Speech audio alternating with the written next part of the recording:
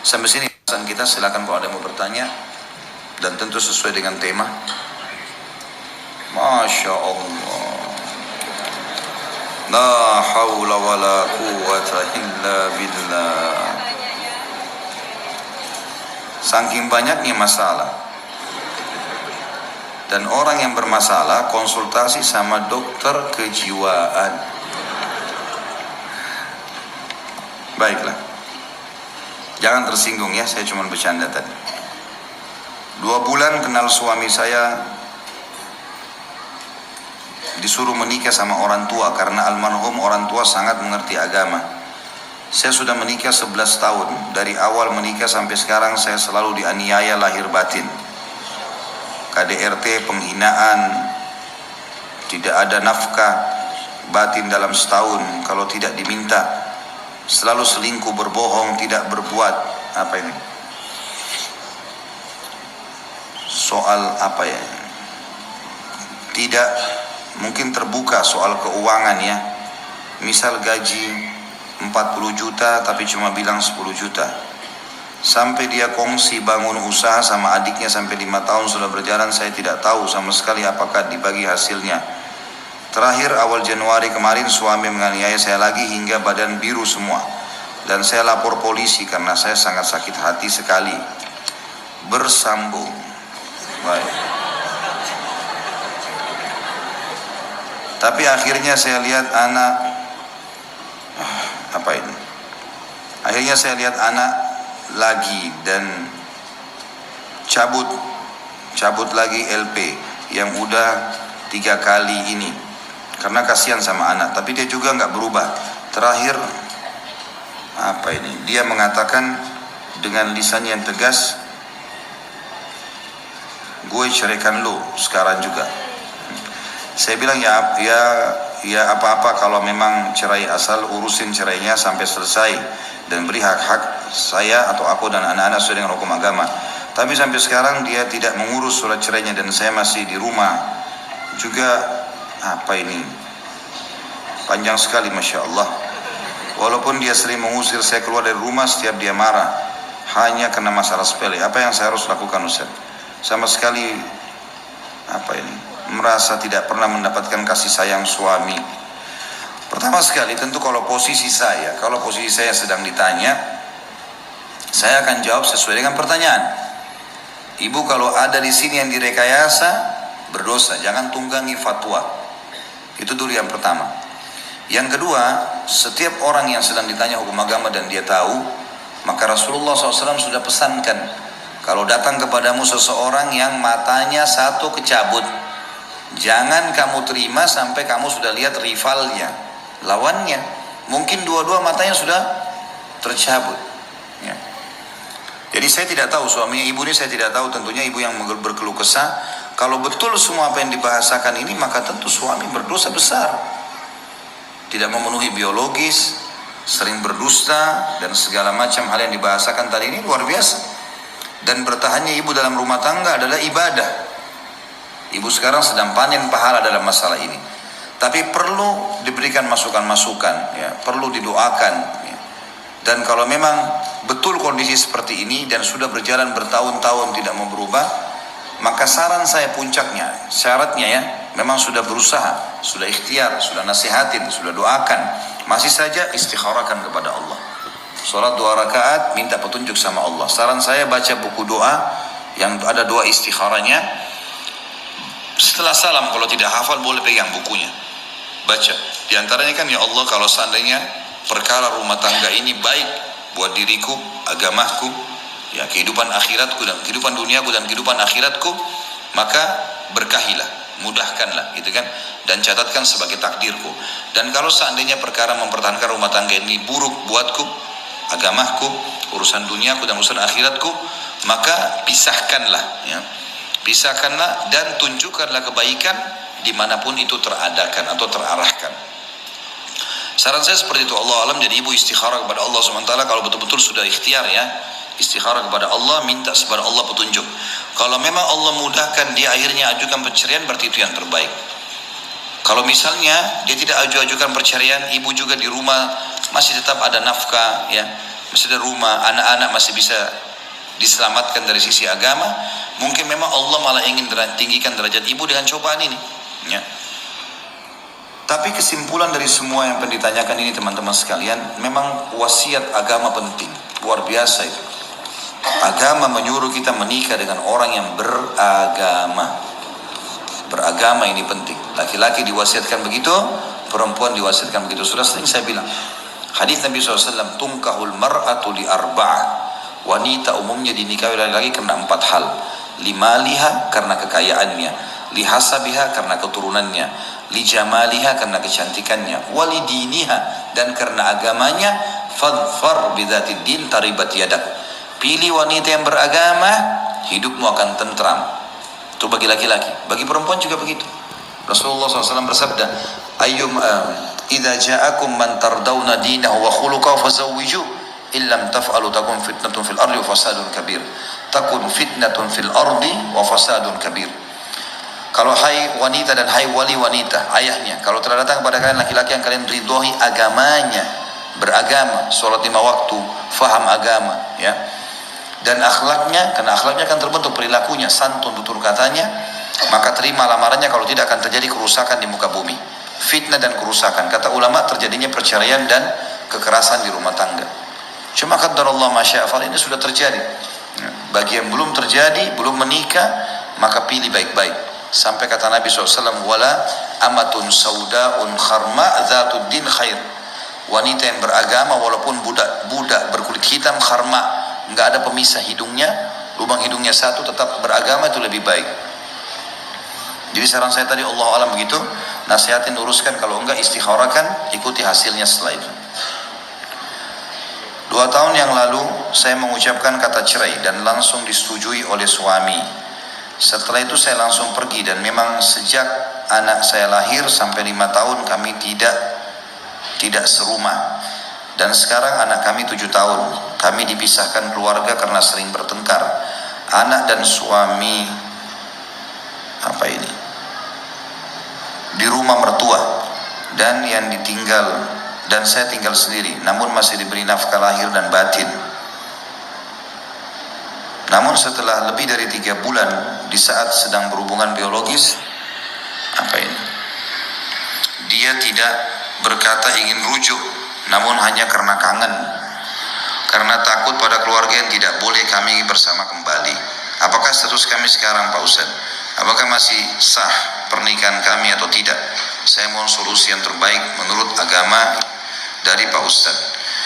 Yang paling pertama begini, semua pertengkaran di rumah tangga hindari. Tidak usah ribut-ributan, bertengkar nggak usah. Saya sudah bilang tadi solusinya, coba besarkan jiwa kita. Yang benar maafkan, yang salah minta maaf, begitu saja, clearkan. Dan kita harus berbesar jiwa supaya pertengkaran tidak terjadi. Itu dulu yang pertama. Yang kedua, kalau yang dimaksud sini berhubungan biologis, masih kangen segala macam, itu kan bukti kalau memang sebenarnya masih butuh, gitu kan. Kalau berhubungan biologisnya itu di masa iddah 3 bulan pertama pengucapan kalimat cerai, maka boleh rujuk dengan cara seperti ini. Berhubungan biologis walaupun tidak bilang kita rujuk ya, enggak. Makanya pada saat masa iddah 3 bulan dari masa pengucapan kalimat cerai, seorang wanita dianjurkan tidak tinggalkan rumah suaminya. Bahkan dia dandan, dia berbuat kebaikan-kebaikan supaya suaminya tertarik untuk rujuk sama dia. Di masa iddah, setelah masa iddah dia boleh keluar dari rumah suaminya. Kecuali kalau suaminya buruk, pemabuk segala macam, ini lain. Ya, atau bahkan bisa membahayakan jiwa dia, bisa membunuh, bisa memukul segala macam, itu lain. Itu dulu. Jadi kalau dia rujuk atau berhubungan biologis ini, rujuk itu tidak harus kalimat ya. Boleh berhubungan biologis, boleh saling minta maaf. Tapi kalau sudah lewat masa iddah 3 kali masa haid, tidak boleh lagi seperti ini. Harus menikah ulang seperti awal. Seperti awal menikah. Dan kalau terjadi biologis ini tidak sah, dianggap perzinahan. Karena sudah lewat dari masa iddah, gitu kan. Ya, saya tidak tahu ibu ini sudah berapa lama berpisah tidak serumah, atau sejak kapan pengucapan kalimat cerai. Kalau tidak ada pengucapan kalimat cerai, berarti walaupun tidak serumah, status suami istri masih berjalan. Tapi kalau ada pengucapan kalimat cerai dari suami, maka otomatis seperti tadi hukumnya. Tapi kalau di sini ibu lihat anaknya, ya sudah 2 tahun ya sini kayaknya, dari 5 tahun anaknya sampai umur 7 tahun anaknya. Kami dipisahkan keluarga karena sering bertengkar. Berarti memang belum ada kalimat cerai dari suami. Berarti ibu masih status istri. Suami datang temuin ibu, biologis segala macam masih halal, nggak ada masalah. Yang terakhir, Bapak Ibu sekalian, saya sudah bilang jangan libatkan orang ketiga dalam rumah tangga, termasuk keluarga itu. Ini sudah rumit memang kalau keluarga sudah ikut campur. Kita sering cerita sama orang tua, cerita sama kakak, akhirnya mereka terbawa emosi. Dan seperti ini, sebenarnya masih saling sayang, akhirnya nggak bisa kumpul, sembunyi-sembunyi. Saran saya terang-terangan, sampaikan kepada keluarga sekarang baikan, sama-sama rangkul suami, ibu rangkul suami, bilang kita baikan, kita baik-baik, kita jaga ini semua hubungan dengan Allah, karena Allah, apa yang kurang dari saya ingatkan, apa yang kurang dari kamu saya juga akan ingatkan, agama jadikan landasan, lalu kita terang-terangan sampaikan ke keluarga, kalau kami akan kumpul kembali, udah selesai, jadi kan, dan tidak usah sembunyi-sembunyi, karena ini bukan masalah yang haram kok, belum terjadi perceraian. Setelah Anda tahu bahwa berhubungan antara suami istri adalah sedekah, bolehkah minta terus tiap hari ke istri? Istri kadang risih karena tiap hari apa ini? Tiap hari mandi. Boleh, kenapa tidak? Dan istri nggak boleh tolak. Kenapa risih? Masa sesuatu yang enak ditolak? Nggak boleh tolak. Kenapa nolak? Kenapa risih? Yang risih itu kalau orang lakukan bukan sama suaminya, ya kan? Lagian kenapa harus malu kalau mandi? Orang tidak hubungan biologis kan juga boleh mandi kan? Nah, itu capek kalau jadi beban. Ya, kalau dijadikan beban, kalau dinikmati nggak bakal capek kok. Nah, apalagi kalau tahu ini adalah ibadah kan gitu. Jadi nggak ada masalah. Dan subhanallah hikmah Allah, dan ini terbukti secara medis ya. Laki-laki itu kalau dia sudah klimaks dia butuh waktu 20 menit sampai 25 menit untuk mengembalikan lagi keinginannya. Perempuan tidak seperti itu. Ibu-ibu sebenarnya tidak ada seperti laki-laki. Bahkan dalam satu kali hubungan biologis bisa berulang kali klimaks. Bagi dia nggak ada masalah. Allah sudah buat itu. Makanya dia layani suaminya berulang-ulang pun dia tidak ada masalah bagi sebenarnya. Sebenarnya perempuan tidak akan ada masalah. Laki-laki justru ada masalah. Karena dia butuh waktu untuk menghidupkan kembali syahwatnya. Itu penelitian 20 menit loh. Tidak mudah. Yang butuh waktu untuk itu. Ya. Jadi sekarang saya nggak usah malu, untuk apa risih ya. Saya sedang hamil 2 bulan, anak kedua. Akhir-akhir ini saya selalu merasa kesal jika suami mendekati saya. Saya pun tidak mau memenuhi kebutuhan biologi suami. Orang tua saya mengatakan mungkin karena bawaan sedang hamil. Apakah saya berdosa, Ustaz? Ada saran saya di sini, resep buat ibu-ibu supaya tidak punya masalah kalau hamil. Mau nggak? Hah? Ya nenek-nenek sudah nggak mau memang. Saya tahu pasti nggak mau nenek-nenek. Jadi gini, kebanyakan orang itu dia selalu ngidam, mau mangga mudah lah, mau sop ayam yang ada di Lamongan, padahal dia di Jakarta,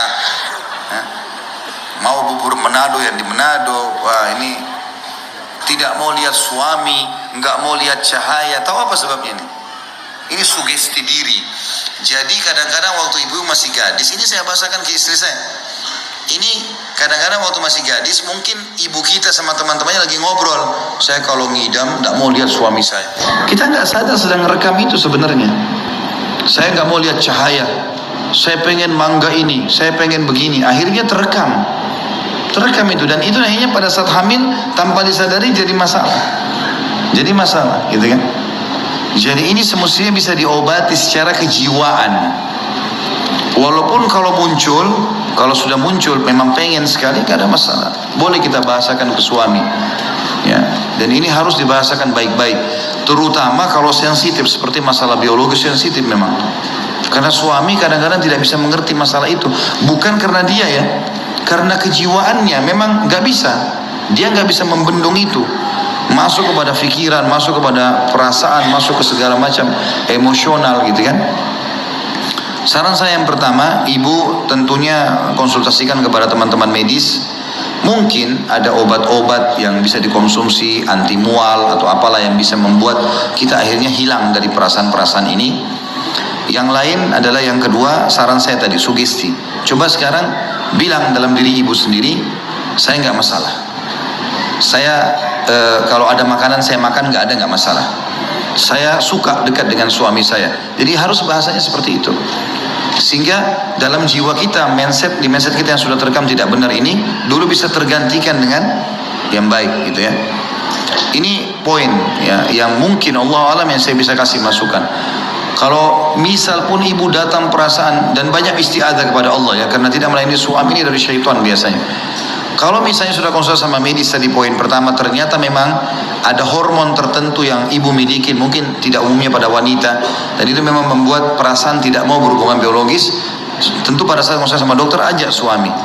Jadi ibu tenang, suami juga tenang. Memang ibu istri, misalnya dokter bilang memang istrinya bapak ini begini keadaannya, mungkin bisa dimengerti. Insya Allah kan dengan konsul sama dokter dia bisa paham.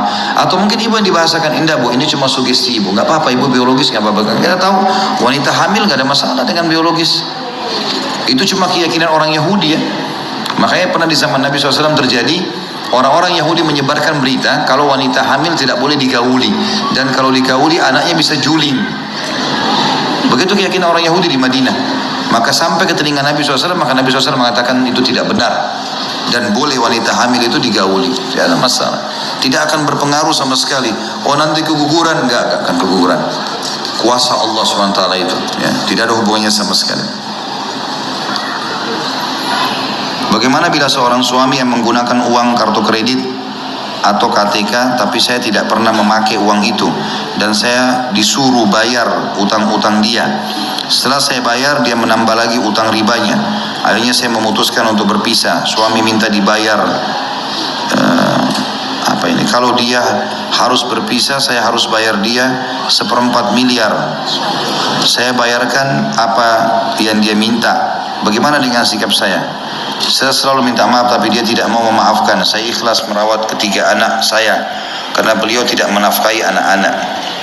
Ini sebenarnya masalahnya hampir sama ya, masalah sama, karena dasarnya dari awal suaminya bukan orang yang beragama atau istrinya bukan orang yang beragama. Itu dulu poin. Makanya saya selalu wasiatkan, dan ini kalau bapak ibu sudah alamin, jangan kasih anak-anak lagi mengalami hal yang sama, kesian.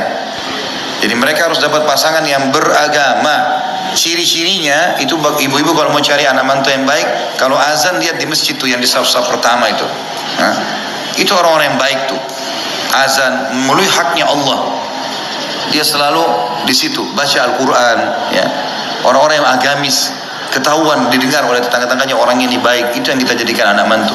Begitu pula laki-laki yang mau nikah, anak-anak kita laki-laki nikah dengan wanita-wanita yang sudah hadir di majelis ilmu, pakai hijab syar'i, nama keluarganya baik, itu memang harus ya. Itu dulu poin. Kalau bahasan ini adalah kita mau tahu dulu, ibu ini sebenarnya membayarkan utang suaminya dari uang suami, atau ibu yang disuruh bayar pakai uang ibu? Kalau uang suami dia suruh bayar, bayar saja, nggak ada masalah. Dia titipin, ini bayarin ya utang saya di sana, pakai aja bayarin, nggak ada masalah. Walaupun itu adalah masalah riba, karena kan dia membayar, dia menyelesaikan. Masalah dia buka pintu riba, baru nasihatin. Kalau itu nggak boleh.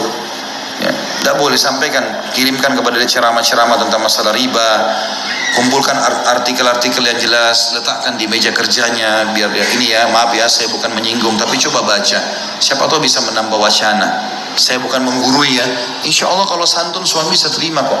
Kalau kita lempar nih baca masalah riba haram tuh, masuk neraka kalau kau nggak mau dengar. Nah lain, ini sama tadi di awal saya bilang menantang ini ya.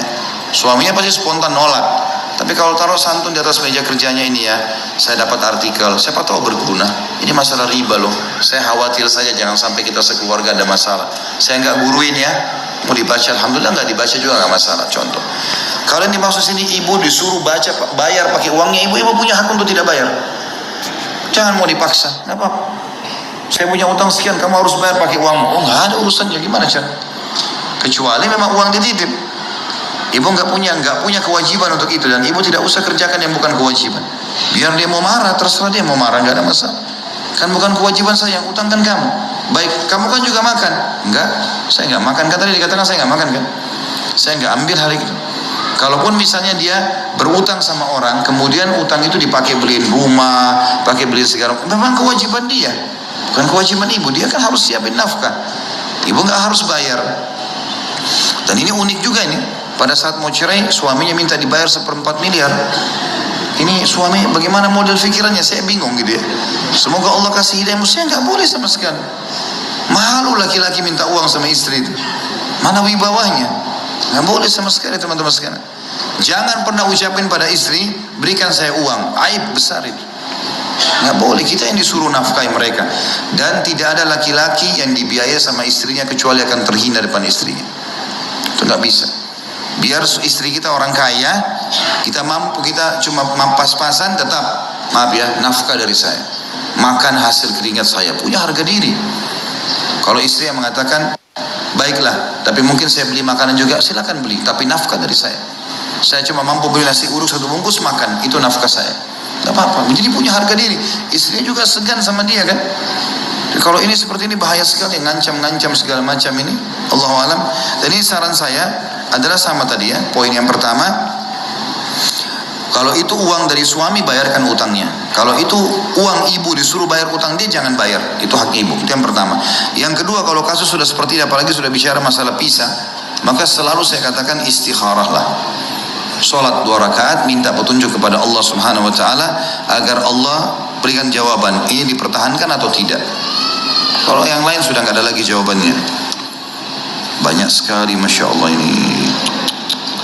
Bolehkah membaca atau membuka HP suami tanpa seizinnya? Tidak boleh. Jangan ambil tugasnya malaikat. Untuk apa? Hah? Pusing-pusingin diri untuk apa ibu-ibu? Tidak usah. Tidak perlu penasaran. Tidak perlu. Dalam Islam tidak ada kata-kata penasaran. Tidak perlu. Kalau kemungkaran kelihatan depan mata, kita lihat dia jalan sama perempuan bukan mahramnya, nah itu kita wajib ingkar mungkar. Kalau nggak kelihatan, bukan urusan kita, jangan korek ini. Sibukkan diri dengan ibadah. Tidak ada waktu Bapak Ibu sekalian. Ada waktu kita ini untuk ngurus. Bayangkan tersitanya waktu kita kalau kita sibuk mengetahui apa yang pasangan kita lakukan 24 jam. Nggak ada yang kita bisa lakukan, tidak ada produktivitas yang bisa kita lakukan, tidak ada sesuatu yang kita bisa buat. Saya kalau mau tahu istri saya buat apa 24 jam, saya nggak akan bisa ngajak, karena saya kan sibuk. WA-nya dikirim ke siapa, dia ngomong sama siapa, ini nggak ada. Allah yang ciptakan, dia mengawasi. Saya bilang sama istri saya nggak periksa HP kamu ya, Allah ada, hati-hati. Sebagaimana saya tidak mau juga HP saya diperiksa. Kita saling percaya, selesai. Kalau kelihatan kemungkaran depan mata baru kita luruskan, kalau enggak. Saya nggak mau pusing, dan ibu bapak sekalian juga jangan pusing, nggak usah. Ada malaikat tidak pernah tidur 24 jam, catat kebaikan, catat keburukan. Yang di langit hukum, bukan kita. Nggak usah sibukkan diri dengan itu. Dan ingat, kalau kita baik, Allah juga buat pasangan kita baik. Kalau kita buruk, Allah buat pasangan kita buruk. Kan sabda Nabi SAW jelas. Kata Nabi SAW, kalau berbaktilah pada kedua orang tua kalian, Allah akan karuniakan kalian anak-anak yang berbakti dengan kalian. Jaga kehormatan, kesucian, kemaluan kalian, jangan selingkuh. Allah akan jaga juga kesucian pasangan kalian. Allah jaga dengan hikmahnya. Maka kita harus muhasabah mulai dari kita. Sama dengan kasus pemimpin yang zalim dalam bahasan kepemimpinan kan kita. Kalau kita masyarakat baik, Allah kasih pemimpin yang baik. Tolak ukurnya itu kata ulama.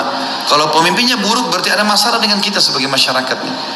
Kita yang jadi masalah. Muhasabahnya di situ. Kita muhasabah diri kita sendiri. Allahu alam. Jadi saran saya nggak usah bu. Ya. Mau kata penasaran kah, mau cari tahu kah, nggak usah. Kalau depan mata kita begitu. Sama juga saya sarankan ibu-ibu kalau mau tenang hidup, nggak usah kalau suaminya datang nggak cerita apa-apa, nggak usah bilang kok kamu nggak cerita apa-apa, ada apa sih? Nggak perlu. Dia cerita kita dengar, nggak cerita ya sudah.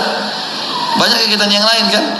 Bisa baca buku, bisa segala macam. Kita ceritakan ke dia, anak-anak begini, tadi ada tamu, tadi ada begini. Nah, sebatas itu. Maka hidup akan tenang. Memang yang merumitkan masalah kehidupan kita ini karena begitu, terlalu banyak mencampuri hal-hal yang berhubungan dengan pasangan yang memang tidak ada hubungannya sama kita sama sekali. Allahu a'lam bishawab. Sampai sini saya Bapak Ibu sekalian, karena sudah jam 11 lewat dan saya harus mengantar ayah saya ke bandara. Beliau lagi datang kebetulan dari Makassar.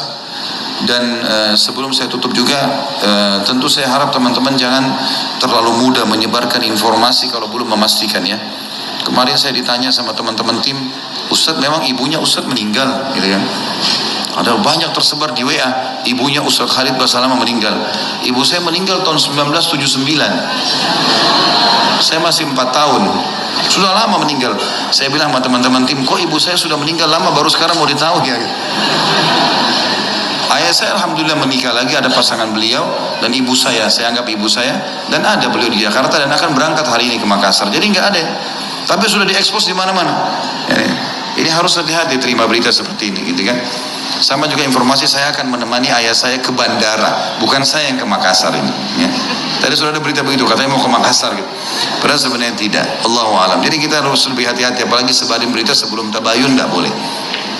Yang begitu saya Bapak Ibu sekalian, subhanakallahumma bihamdika asyhadu an la ilaha illa anta astaghfiruka wa atubu ilaik.